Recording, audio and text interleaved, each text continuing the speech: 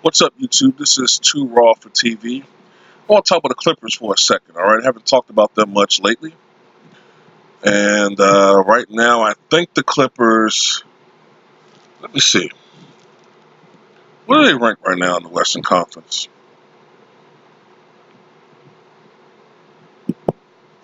They were second, but they might have fallen a little bit. Last night, of course, they played against the New Orleans Pelicans. Kawhi Leonard didn't play in that game, but ultimately, the Pelicans, really, the Clippers sort of choked at the end of the game. You know what I'm saying? They blew that game, and ultimately the Pelicans kind of just pulled away, and they won. I think the final score might have been something like 118, 110, or something like that.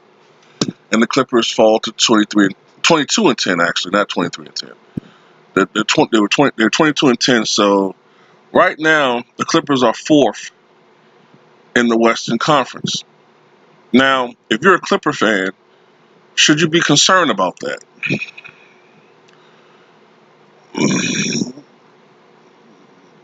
Not necessarily, but the Clippers haven't played as well as some people thought they would. And, I put it to you like this. If Kawhi Leonard was totally healthy, a totally healthy guy, didn't have any knee issues, and he's played in all 32 games for the team this year, I think they would be contending with the Lakers for the best record in the Western Conference at this point. Right? I think we'd be battling with them. Because Kawhi Leonard has this degenerative problem with his knee, and they're doing and taking measures to try to prolong his career and to keep him playing at as high a level as possible. This is his ninth game. Last night was the ninth game that he missed this season. He's on pace to play in 59 games. So he's right on target to play in about 60 games. So Kawhi is going to miss probably another 10. Actually, Kawhi's probably going to miss another, I'd say, 12, 13 games this year. He's just going to miss games. Usually they try to make it the second game of a back-to-back, or I guess maybe depending on the opponent, maybe not necessarily the second game, but usually he's not going to play back-to-backs, and they try to make it against a team that they think they can beat without him. Um, the Clippers should have won last night, okay? So one thing that I do worry about is perhaps some chemistry issues with the Clippers when you have a guy who's going to miss a game every 4 games. Like you do wonder if that can affect their chemistry a little bit. But I do think come playoff time, the Clippers are going to come to their own. So like the Raptors. The Raptors were a really good team during the regular season last year. Really, really good team. But the Raptors really got into their own after the first round of the playoffs last year. They really came into their own. Now, unfortunately, because Kawhi Leonard was not accustomed to playing in 20-something consecutive games like that, like the playoffs can be, you did see him start limping around a little bit. But it was the playoffs. All right. So I think the Clippers will be a very, very formidable team come playoff time. All right. Don't let this fourth ranking in the conference standings fool you. All right. They will be a very formidable. They're going to be a very formidable team come playoff time. Now, right now, the Lakers, the Nuggets, and the Rockets are ahead of them. I don't believe in the Nuggets. All right, but I do think it's possible that the Rockets could finish with a better record than them uh, by the end of the season. You know what I'm saying? The Lakers right now, they were on pace to win 70 games, but the recent 3-game losing streak have pushed their projection as far as wins is concerned to about 66. Um, the Clippers are on pace to win 56 games. I wouldn't be surprised if the Rockets were able to nudge them out and win like 57 games or something like that. I just don't. I'm not convinced that the Nuggets are going to win close to 60 games. Last year they won I think 54 games. I kind of see the same final win tally for them. Um, Other things to note: De'Aaron Fox is back with the Kings. All right, the Trailblazers are playing better right now. They're in the 8th spot. The Thunder are, you know, even though they're the 7th seed, and you know what I'm saying. But the fact is that the Thunder, who it's kind of amazing, man, that the Thunder are in the 7th seed and have a better than 500 record right now, despite the fact that during the offseason they lost both Russell Westbrook and Paul George. You got to give Chris Paul props, man. I've always stood up for Chris Paul. A lot of people say he was overrated and all this. I think Chris Paul is just one of the most unluckiest superstars. He's not a superstar anymore, though, but he's one of the most unluckiest players in the past 15 years in NBA history, man. Just terrible timing with injuries. You know what I'm saying?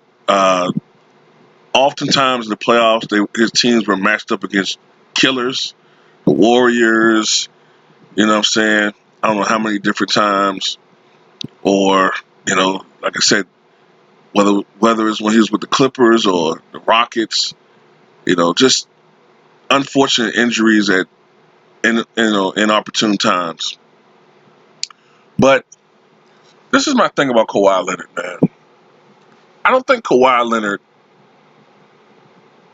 is really interested in stats or numbers or praise. I think he cares only about one thing, and that's winning championships. So you do get the impression sometimes he's going through the motions in the regular season. I think he gets amped up for certain games. I think on Christmas Day, we're going to see Kawhi Leonard playing at his best, at his absolute best. But I think during the regular season, he's kind of just going through the motions. You know what I'm saying? And even though he's going through the motions, he still get putting up 26, 8, and 4, or something like that. I think the knee issue hurt him earlier, and you can see in his level of play. His knee issue had flared up or whatever, and he wasn't playing very well. At one point in the season, Kawhi was averaging, for him, very pedestrian numbers of like 23 points. I think he was only shooting like 41% from the floor, 31% from 3. But now he's upped it. His shooting percentage has skyrocketed to 46%. His 3-point percentage has gone up to 36%. His free throw percentage is at 87%, which is right around his best for his career. And his scoring average has gone from 23 to 25.5, 7.8 rebounds, 5.1 assists, 1.8 steals. So he's looking more and more like himself. You know what I mean? He has the highest shot attempts for his career. Last year was the first year he took more than 18 shot attempts in a game, 18.8. This year he's taking 19.4 shots per game. All right, so I think when all is said and done, Kawhi is going to be somewhere, I think, over 47% shooting, maybe 48%, right around his career numbers. You know what I'm saying? But I think we'll see the best of Kawhi Leonard, barring injury. It always has to be said. We'll see the best of Kawhi Leonard come playoff time. I remember watching Jordan during the second three-peat, and he didn't care about statistical accomplishments anymore. Maybe the earlier Michael did, the Doug Collins version of Jordan. But by that point in time, man, he only cared about championships. I'm telling you, man, Jordan has 31 career regular season 50-point games. All right? But I want to share something, though. 31 career. But during his Wizards years, he only had one 50-point game. His last year with the Bulls, he did not score 50 points one time during the regular season or playoffs. The 96-97 season, he did it once during the regular season. No, twice. Twice during the regular season. I think it was a 50-point game against the Heat, a 51-point game against the Knicks. He did it once in the playoffs. 95-96 season, he only scored 50 points once during the regular season.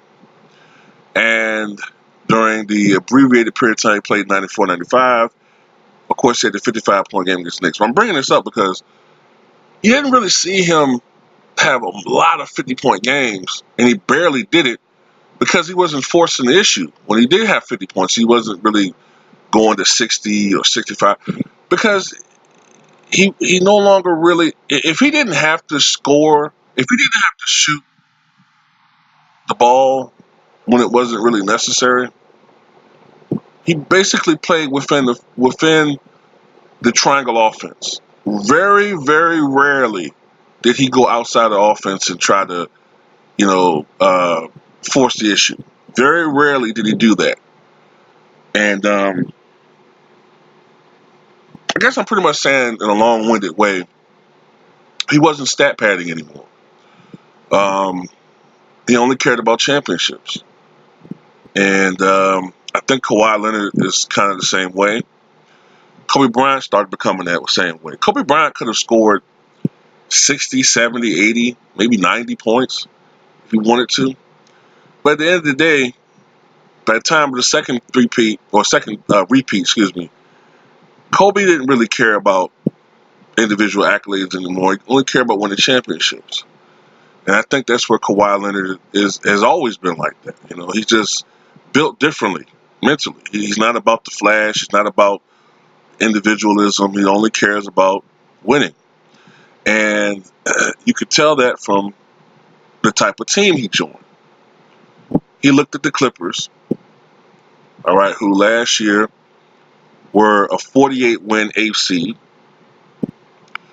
and he pretty much figured, well, look, if I come along and sign with them and bring Paul George, that's a team good enough to win without me for the most part.